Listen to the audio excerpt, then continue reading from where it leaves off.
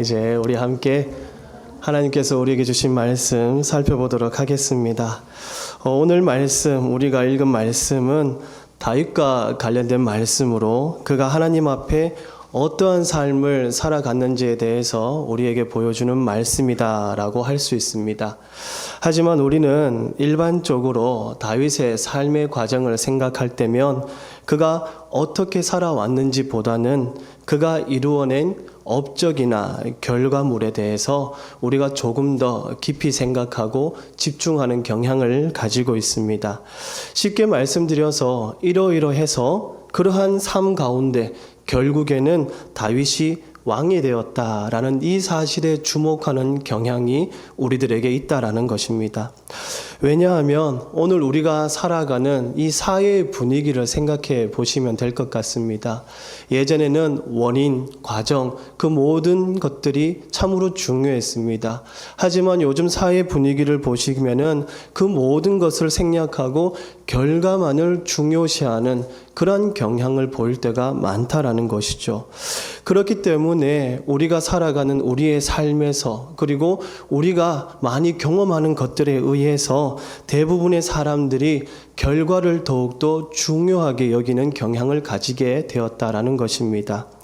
그래서 많은 사람들이 어떻게 인생을 살아가느냐, 남들보다도 한 걸음 더 나아가서 살아가는 삶, 어떤 일들을 해서든지 자신이 남들보다 조금 더 위에 올라가는 삶, 그러한 삶들을 추구하고 갈구하며 그것을 위해서 애쓰고 노력하면서 살아간다라는 것입니다. 하지만 다윗의 일생, 그 인생의 과정은 결코 그렇지 않다라는 것이죠. 오히려 우리가 생각하는 평탄한 길이 아니라 험난한 길이 그의 인생이었다라고 말씀드릴 수 있습니다. 자신의 생명이 위태로울 만큼 큰 어려움과 또 큰 위기가 날마다 자신이 살아가는 인생 가운데 도사리고 있었고 경험할 수밖에 없었다라는 것입니다. 어릴 때를 생각해 보시면은 어릴 때는 양들을 돌보는 목자 일을 했습니다. 단지 목자로서 양들만 이렇게 치는 그러한 일들을 한 것은 아니죠. 자신의 고백과 같이 사나운 짐승들이 나타나서 양들을 물어가기라도 하면은 자신이 목숨을 걸고 쫓아가서 그 양을 구해서 찾아서 돌아오는 그러한 일들을 하면서 생활했습니다. 뿐만 아니라 장군이 되었을 때에도 마찬가지죠. 자신은 정말 충성을 다해서 자신의 왕 사울을 섬겼습니다. 그럼에도 불구하고 사울은 어떻게 했습니까? 오히려 다윗을 죽이려고 했죠. 그러다 보니까 다윗은 자신의 생명을 지키기 위해서라도 광야로 도망하는 쫓기는 신세로서의 인생을 살아가야 했습니다.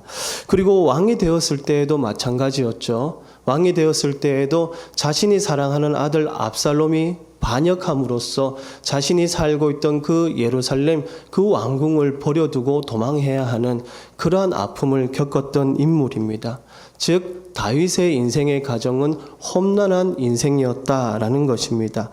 그럼에도 불구하고 그의 인생에 대한 하나님의 평가가 무엇이냐? 하나님의 마음에 합한 자다라는 평가였다라는 것이죠. 여기에 대해서 우리가 한번 생각해 볼 필요가 있다라는 것입니다. 왜냐하면 하나님께서 다윗의 어떠한 모습을 보았기에 다윗을 하나님 마음에 합한 자라라고 평가를 하셨는지 여기에 대한 물음을 통해서 오늘 우리의 교훈을 얻을 수 있기 때문입니다. 다시 말씀드려서 다윗은 그만큼 하나님의 인도하심에 늘 신중하게 귀를 기울이면서 자신에게 주어진 삶의 과정을 살아갔다라는 증거다라는 것이죠. 제가 이렇게 말씀드릴 수 있는 이유는 다윗을 향한 하나님의 마음에 합한 자다라는 이 표현의 말씀이 하나님의 마음을 따르는 자, 하나님의 마음에 내 마음을 끊임없이 조율하는 자, 하나님의 마음을 추적하는 자라는 이러한 뜻을 담고 있기 때문입니다. 이러한 의미에서 보시면은 다윗은 하나님의 인도하심에 신중하게 귀를 기울였을 뿐만 아니라 늘 하나님을 향한 마음을 가지고 내 뜻을 내려놓고 내 계획을 내려놓고 내 고집과 아집을 내려놓고 내 마음을 하나님의 마음에 조율하면서 살아갔다라는 것입니다. 그러한 인생이 다윗의 인생이었다라는 것이죠. 오늘 우리 역시도 하나님의 자녀로서 다윗과 같이 늘 하나님의 인도하심에 귀를 기울이고 하나님의 마음에 내 마음을 조율하면서 살아갈 수 있어야 할 것입니다. 그래서 오늘 이 시간에는 주님의 인도하심을 사모하라라는 이 주제로 함께 말씀을 나누면서 내 삶의 방향성과 또 내 삶의 걸음을 우리 주님께 맞추고자 하는 결단을 하는 그러한 시간을 우리가 함께 가지고자 합니다. 물론 저마다의 방법으로 하나님께 조금 더 가까이 나아가기 위해서 애쓰고 노력하면서 살아가고 있습니다. 하지만 정말 다윗과 같이 주님의 인도하심에 신중하게 귀를 기울이면서 살아가고 있는가? 정말 주님의 마음에 내 마음을 조율하면서 살아가고 있는가? 이것을 우리는 점검할 필요가 있다라는 것입니다. 다시 말씀드려 다윗과 같이 모든 상황 속에서 하나님께 여쭈어 보는 신앙의 자세가 내게 있는가 하는 것을 점검해 보아야 한다라는 것입니다. 상황이 좋든 그 상황이 나쁘든 상황이 내가 원하는 대로 이루어지든 이루어지지 않든 모든 상황에서 나의 마음과 또 나의 생각과 나의 삶의 방향이 늘 우리 주님께 여쭈어 보는 삶이 되어야 한다라는 것이죠. 하지만 우리는 모든 상황을 하나님께 여쭈면서 살아가지는 않는다라는 것입니다. 오히려 한쪽으로 치우쳐 있는 것이 우리의 삶의 모습인 것이죠. 한번 생각해 보십시오. 어렵고 힘들고 고통스럽고 슬프고 낙심하고 좌절할 때는 어떻게 합니까? 하나님 앞에 나아가기를 주저하지 않습니다. 하나님 찾기를 너무나 쉽게 찾습니다. 그것이 우리의 모습입니다. 그런데 우리는 좋은 상황들이 있을 때 어떻게 합니까? 하나님을 찾지 않는 경우들이 더 많다라는 것이죠. 그러면 왜 우리는 모든 상황을 하나님께 여쭈어 보지 않는 인생을 살아가는 것일까요? 그것은 신명기 8장을 보시면 그 답을 찾을 수 있습니다. 우리가 형통하다고 느껴질 때에 그렇게 내가 살아가는 내 삶에 어려움 없이 너무나 평탄하게 흘러간다고 생각될 때에 더욱이 내가 하는 일, 내가 계획한 일들이 너무나도 잘 풀려가기 때문에 내가 소유하는 것들, 그러한 것들이 풍성해질 때에 우리의 마음이 겸손해지기보다는 거만해지기 때문입니다. 그래서 우리는 하나님 앞에 나아가서 감사하기보다는 오히려 이전보다는 하나님과 조금 더 멀어져 버리는 그러한 삶을 살아가게 된다라는 것이죠. 한번 생각해 보십시오. 일을 하시면서 일이 잘 되고 장사가 잘 되고 돈이 많이 벌릴 때에 그러한 일들 때문에 간혹 주일 성소를 지키지 않는 우리들의 모습이 있지 않습니까? 그러한 모습들을 우리가 한번 생각해 보시면은 충분히 공감이 되는 말씀이다라고 생각되어집니다. 하지만 다윗은 그렇지 않았다라는 것이죠. 어떤 상황이든 어떤 문제든 그것이 좋은 일이든 나쁜 일이든 모든 상황에서 하나님께 나아가서 하나님 앞에 여쭈어 보는 인생을 살았다라는 것입니다. 우리 그런 의미에서 1절로부터 3절까지의 말씀을 다시 한번 천천히 우리가 함께 한번 합독해 보시겠습니다. 자, 시작. 그 후에 다윗이 여호와께 여쭈어 아뢰되 내가 유다 한 성읍으로 올라가리이까? 여호와께서 이르시되 올라가라. 다윗이 아뢰되 어디로 가리이까? 이르시되 헤브론으로 갈지니라. 다윗이 그의 두 아내 이스라엘 여인 아히노함과 갈멜 사람 나발의 아내였던 아비가일을 데리고 그리로 올라갈 때에 또 자기와 함께한 추종자들과 그들의 가족들을 다윗이 다 데리고 올라가서 헤브론 각 성읍에 살게 하니라. 아멘. 우리는 이 말씀, 오늘 본문의 말씀을 읽으면서 다윗이 하나님께 가지고 있었던 그 마음이 어떤 것인가에 대해서 우리가 헤아려 볼 수 있습니다. 그리고 이러한 다윗의 모습은 사울과는 상반되는 모습이다라는 사실에 대해서도 다시 한번 생각해 보게 됩니다. 사울은 처음에는 겸손한 사람이었습니다. 그리고 그렇게 보였습니다. 하지만 이내 자기 중심적인 모습을 보이면서 하나님을 좋게 하기보다는 사람들을 좋게 하고 사람들을 기쁘게 함으로써 자신의 왕의 지위를 지키기 위해서 애쓰고 노력하게 되었다라는 것이죠. 그래서 이러한 사울의 모습 때문에 우리가 사무엘서를 쭉 읽어보시면은 반복적으로 사울과 다윗의 모습을 대조시키는 모습들을 우리가 발견하게 됩니다. 그렇게 함으로써 다윗이 하나님을 향한 어떠한 마음으로 살아갔는지에 대해서 더 부각시켜 준다라는 것이죠. 심지어 사울이 죽은 후에도 다윗이 이스라엘을 어떻게 통치했는지 이것을 보여줌으로써 더 확실하게 부각시켜 주고 있습니다. 그래서 오늘 말씀에도 보시면은 말씀을 시작할 때에 그 후라고 말씀을 시작하고 있다라는 것이죠. 그 후라고 하는 이 말씀, 이 시점은 어떤 시점이냐? 블레셋과의 전투에서 사울과 요나단이 죽은 후를 말씀하는 것입니다. 블레셋과의 전투에서 이 부자가 죽고 그 후에 다윗은 어떻게 했느냐라고 시작을 한다라는 것이죠.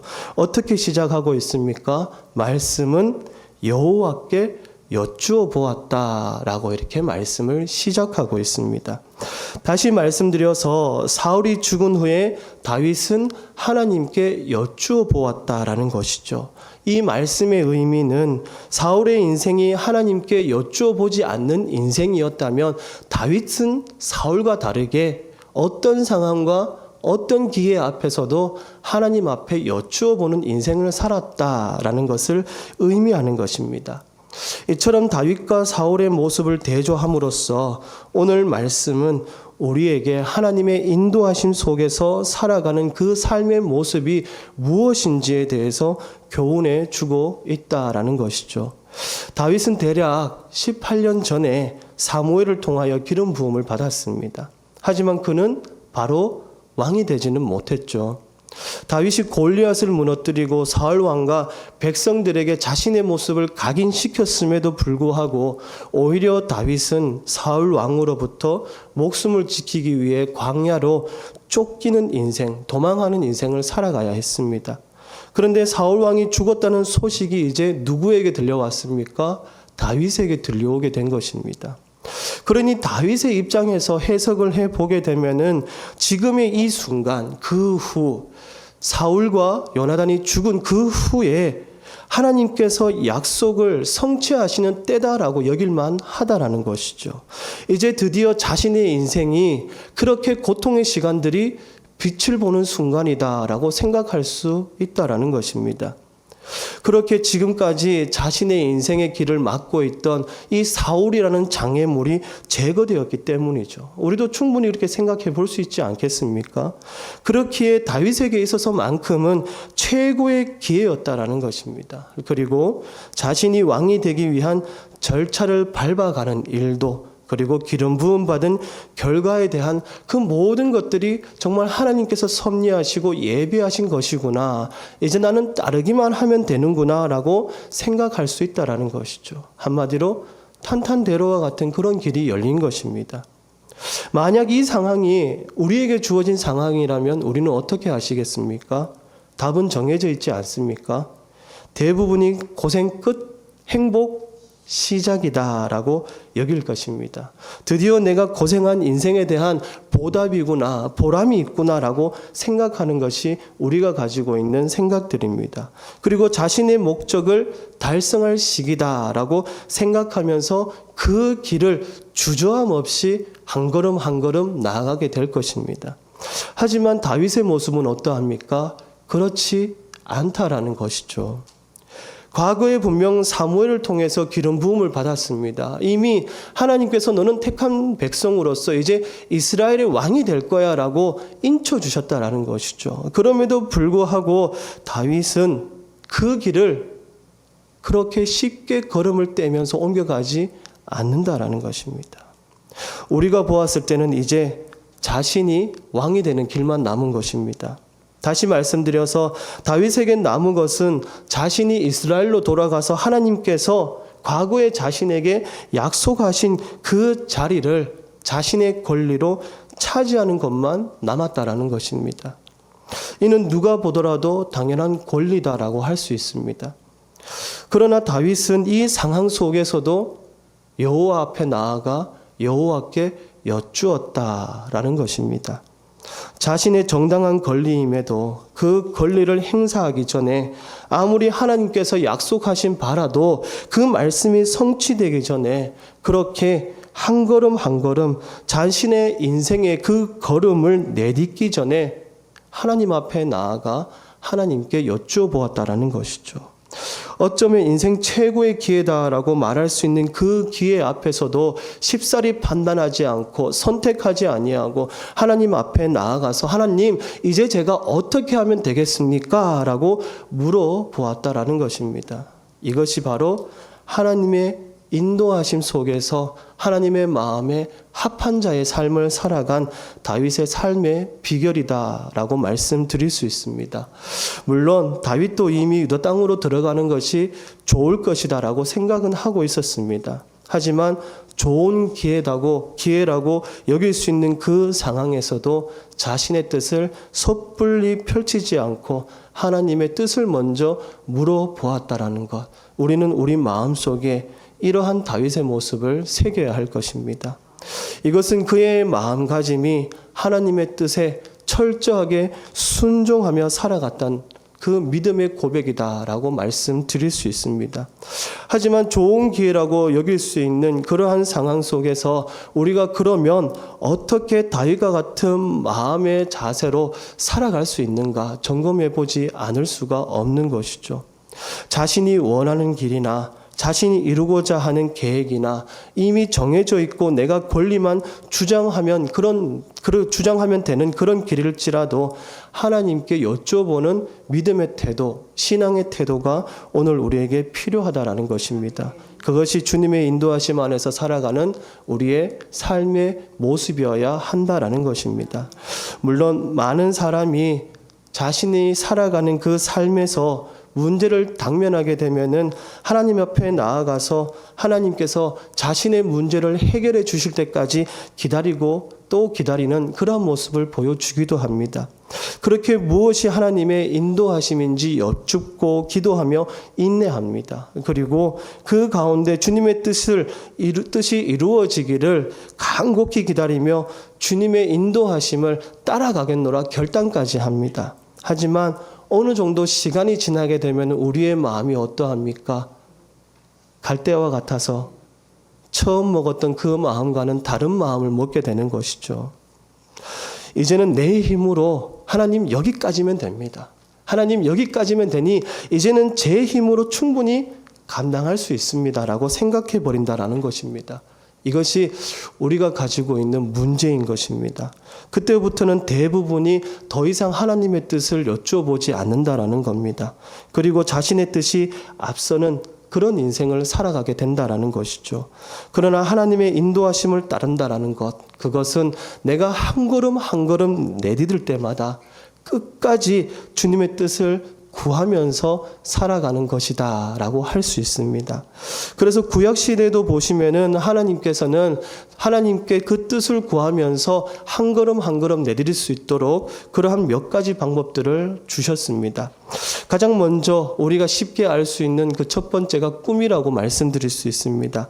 요셉의 꿈, 관원장의 꿈, 바로의 꿈과 같은 그런 꿈을 통해서 과거 구약시대 때 하나님께서는 하나님의 뜻을 알리시고 또 인도해 주셨습니다. 물론 이러한 하나님의 인도하심은 특별한 사람에게만 임하는 것은 아니었죠.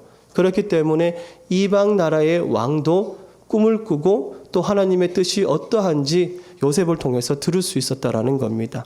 그리고 두 번째가 우림과 둠밈이다라고 말씀드릴 수 있습니다. 우림과 둠밈은 제사장이 하나님의 뜻을 알기 위해서 사용하는 물건으로서 대제사장의 에봇에 달린 판결 흉패 안에 넣어두었던 물건입니다. 즉 하나님 앞에 나아가서 하나님의 뜻을 알기 위해서 사용하던 물건이었다라는 것이죠.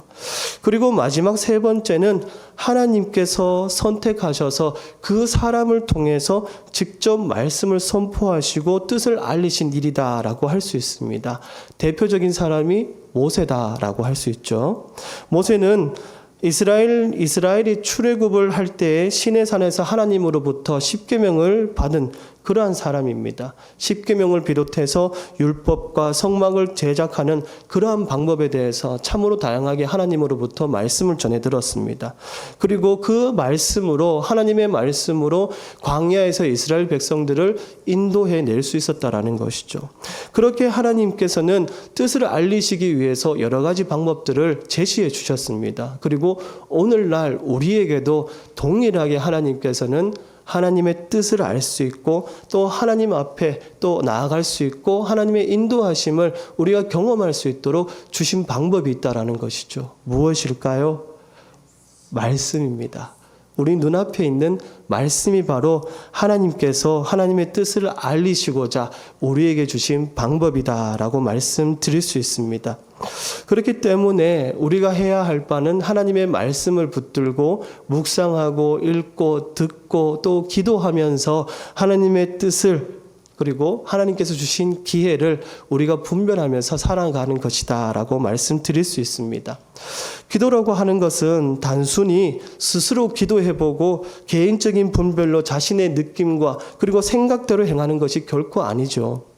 하나님의 마음에 내 마음을 끊임없이 조율하며 하나님의 뜻이 어디에 계신지 그렇게 인도하심을 분별하며 살아갈 수 있게 하는 것이 기도다라고 말씀드릴 수 있습니다.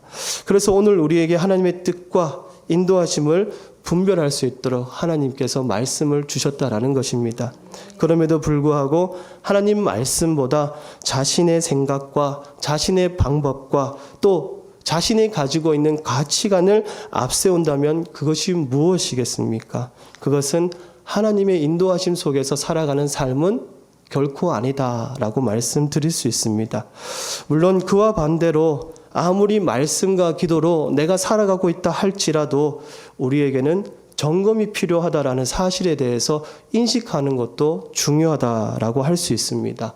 왜이겠습니까? 우리가 가지고 있는 연약함과 부족함 때문입니다. 이것을 인정하면서 살아가면은 하나님의 말씀 그 앞에서 자신을 점검해 볼 수밖에 없다라는 것이죠. 내가 아무리 아는 말씀이라도 늘 암송하고 암기하고 있는 말씀이라도 그 말씀을 날마다 내 삶에 새롭게 적용해 가면서 스스로를 점검해 볼 수밖에 없다라는 것입니다. 이 땅을 살아가는 어느 누구도 완전한 사람은 없다라는 겁니다. 완전한 분이 계시다면은 우리 주님, 예수님밖에 없으시죠. 그렇기 때문에 우리는 말씀을 통해서 스스로의 삶을 점검해 보아야 하는 것입니다. 그렇게 점검해야만이 이면에 있는 나의 생각과 나의 방법과 나의 삶의 태도와 자세를 내려놓을 수 있게 되는 것입니다.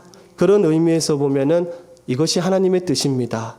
이것이 하나님의 인도하심입니다. 라고 섣불리 판단하는 일은 주의해야 할 일이다라는 것입니다. 다윗은 섣불리 하나님의 뜻을 분별하지 않았습니다. 늘 하나님의 방법으로 하나님의 뜻을 묵상하고 또 인도하심을 신중히 받고자 하는 그러한 삶의 모습으로 자신의 인생을 살아갔습니다. 그리고 그렇게 하나님의 마음에 합한 자로서 그는 하나님께서 허락하신 방법에만 귀를 기울이고 신중히 주님을 묵상하며 주님의 인도하심을 세밀히 받는 삶을 살아갈 수 있었다라는 것입니다. 하지만 그에 반해 사울의 삶은 어떠했습니까? 전혀 그렇지 못했죠. 그는 이스라엘 군대와 블레셋 군대가 싸울 처지에 처하게 되자 어떻게 했습니까? 사무엘을 기다리지 않고 자신이 하나님의 뜻을 알고자 제사를 드리는 그런 일을 범했습니다. 뿐만 아니라 엔돌의 무당을 찾아가서 하나님의 뜻, 그것이 무엇인지 궁금해서 신접한 여인에게 물어보는 일도 했다라는 것이죠. 하지만 하나님께서는 응답을 하셨습니까? 안 하셨습니까? 놀랍게도 응답하지 않으셨습니다. 꿈으로도 우림으로도 선지자로도 사울에게 어떤 대답도 들려주지 않으셨습니다. 왜 그런 것일까요? 하나님께서 하나님의 방법과 하나님의 뜻과 하나님의 인도하심이 어디에 있는지 알려주셔도 사울은 하나님의 뜻을 거부할 사람이었기 때문입니다. 사무엘상 15장의 말씀을 보시면은 하나님은 왕이 된 사울에게 아말렉 족속을 다 진멸하라라고 말씀을 하셨습니다. 하지만 그는 어떻게 했습니까? 오히려 하나님의 말씀을 어기고 좋은 것들을 취하였다라는 것이죠. 그리고 사무엘이 이것이 무슨 소리입니까? 라고 물었을 때에 이거 하나님께 좋은 것 드리기 위해서 제가 챙겨온 겁니다. 라고 변명하게 됩니다. 결국 하나님을 위해서가 아니라 누구를 위해서입니까? 자신을 위해서였다라는 겁니다. 자신이 왕으로서 사람들에게 잘 보이기 위함과 자신의 입지를 굳히기 위해서였다라는 것입니다. 그래서 하나님은 사무엘을 보내셔서 뭐라 말씀하셨느냐? 순종이 제사보다 낫다라고 이렇게 말씀을 하셨습니다. 그리고 사울을 향해서 사무엘이 등을 돌린 것처럼 하나님께서도 등을 돌리신 것입니다. 그때부터 하나님과 사울의 교제에 금이 가기 시작했습니다. 더욱이 사울은 하나님의 뜻을 알려고도 하지 않았다라는 것이죠. 그리고 그렇게 하나님의 뜻과 인도하심을 전혀 분별할 수 없는 인생을 살아가야만 했다라는 것입니다. 혹여나 우리도 하나님과의 교제에 금이 가 있는 삶의 부분들이 있다라고 생각되어진다면 하나님의 뜻을 여쭈어도 더 이상 들리지 않는 비참한 삶에 처하게 될 것입니다. 물론 어떤 사람은 사울이 하나님께 여쭈어 본 것만 해도 대단하지 않느냐고 반문할 수도 있습니다. 그러나 사실 사울은 하나님의 뜻을 찾은 것이 아니라 오로지 자신의 미래에 대해서 궁금했다라는 것입니다. 우리가 하나님의 뜻을 찾고 또 하나님의 인도하심을 기다리며 사모하고 따른다라고 하는 것은 하나님과의 교제를 사모하는 것이고 하나님의 뜻을 존중하며 순종하겠노라라고 우리가 결단하는 것과 동일한 것입니다. 다시 말씀드려서 하나님과의 친밀한 교제 없이 하나님의 뜻만 구한다라고 한다면 그것은 우리 하나님을 멸시하는 것과 같다라는 것입니다. 이 시간 하나님과의 교제가 깨어졌다라고 생각되어진다면 또 그렇게 느끼는 부분들이 있다면 진심으로 하나님 앞에 회개하고 뜻을 돌이켜 우리 주님께서 나를 다시 한번 긍휼히 여겨 주시기를, 다시 한번 주님의 얼굴의 빛을 내게 비춰 주시기를 우리는 간구해야 할 것입니다. 사울은 하나님과의 관계가 깨어진 후에 하나님과의 관계를 회복하기 위한 어떠한 방법도 찾지 않았습니다. 그는 오로지 자신의 미래에 대해서만 생각할 뿐이었습니다. 그래서 그는 자신의 미래에 대한 하나님의 대답을 돕고자 온갖 수단과 방법을 가리지 않는 삶을 살아간 것입니다. 우리는 이러한 사울의 모습을 반면교사 삼아서 정말 다윗의 삶을 다시 한번 깊이 있게 돌아보아야 할 것입니다. 그리고 우리가 사울과 같은 비극을 맞이하지 않는 그러한 삶을 살아가야 할 것입니다. 그럼에도 불구하고 안타깝게도 이러한 비극이 오늘날 우리에게도 반복되어지고 있다라는 것이죠. 한번 생각해 보십시오. 정말 오늘 하루, 나는 정말 하나님의 인도하심을 얼마나 사모하면서 살아가고 있는가? 정말 주님의 뜻을 알기 원하고 주님의 인도하심을 진정으로 사모하느냐? 이것에 대해서 스스로에게 질문을 던져보신다면 우리는 다시 한번 깊이 반성하고 돌이키게 될 것입니다. 혹여나 우리가 정말 내 뜻과 다르다라고 해서 하나님의 뜻을 저버리는 일이 있다면 그렇게 하지 마시고 이제는 다시 한번 주님 앞에 나아가 내 뜻과 계획이 다를지라도 주님의 뜻이라면, 주님께서 인도하시는 길이라면 순종하며 나아가겠습니다. 고백할 수 있기를 원합니다. 우리 하나님은 점쟁이가 아니시죠. 그렇다고 하나님은 내 미래를 막연히 축복해주는 그런 구슬을 해주시는 분도 아니십니다. 하나님의 인도하심을 정말 사모하신다면 현실로 인한 조급함이 내 인생이 길잡이가 되지 않도록 해야 할 것입니다. 내 생각과 내 상황과 내 마음이 아니라 오히려 주님과의 친밀한 관계의 회복을 위해서 또 회복을 통해서 내게 주어진 삶을 살아갈 수 있어야 할 것입니다. 지금 이 순간에도 우리 하나님께서는 너가 아니라 나를 필요로 하십니다. 나를 귀하게 여겨주시기에 다른 사람이 아니라 나를 필요로 하신다라는 것을 기억하기를 원합니다. 그렇게 하나님의 음성에 귀를 기울이며 하나님의 그 인도하심 속에서 살아가고자 하는 그러한 나를 주님께서 오늘 이 시간도 부르신다라는 사실을 기억하며 살아갈 수 있어야 할 것입니다. 우리는 이 땅을 살아가는 인생이지만 우리의 뜻을 펼쳐가기 위해서 이 땅을 살아가는 것은 결코 아닙니다. 우리의 인생은 모든 것이 하나님의 뜻을 펼쳐가기 위한 인생이다라는 것을 기억해야 할 것입니다. 오늘 이 시간 하나님과 나와의 관계가 어떠한지 점검해 볼 수 있기를 원합니다. 혹여나 주님과의 관계가 또 교제가 이미 깨어진 지 오래되었음에도 주님의 인도하심만을 구하고 있다면 전심으로 주님 앞에 머리 숙여 회개할 수 있기를 원합니다. 또한 자신이 하나님의 마음에 합한 사람이 되기를 원한다면, 그리고 그 가운데 자신의 인생이 치유되어지고 회복되어지기를 원한다면, 또 그렇게 주님의 인도하심 속에서 살아가고자 하신다면 먼저는 하나님과의 관계, 하나님과의 교제, 주신 말씀, 그리고 그 말씀 붙들고 기도하는 삶을 살아갈 수 있기를 원합니다. 2024년 한 해 이 삶을 살아감에 있어서도 모든 것이 주님께서 인도하시는 그 은혜 가운데 살아갈 수 있기를 주님의 이름으로 축원합니다. 기도드리겠습니다. 사랑하는 은혜가 충만하신 하나님 아버지, 오늘도 귀하고 복된 말씀 주심에 감사를 드립니다. 주님, 오늘 우리에게 주님의 인도하심을 사모할 수 있는 마음과 또한 믿음을 부어 주시옵소서. 주님을 향한 마음이 날로 커져갈 수 있게 하여 주시옵소서. 또한 공동체와 인생의 모든 결정과 또 선택과 기회 앞에서도 주님의 뜻을 구하며 살아갈 수 있게 하여 주시옵소서. 그렇게 믿음으로 순종하는 인생이 되게 하여 주시옵소서. 또한 나의 생각과 나의 주장이 앞서가지 않도록 붙들어 주시기를 원합니다. 오직 주님의 인도하심만을 사모하며 살아가게 하여 주시옵소서. 이 남은 한 주를 살아가면서도 우리 주님을 잊지 않게 하시고 주님의 인도하심 속에서 삶의 문제가 해결되어지고 치유되어지고 또한 주님께 칭찬받는 복된 인생 될 수 있도록 도와주시옵소서. 모든 은혜 감사드리며 존귀하신 예수님의 이름으로 간절히 기도드립니다. 아멘.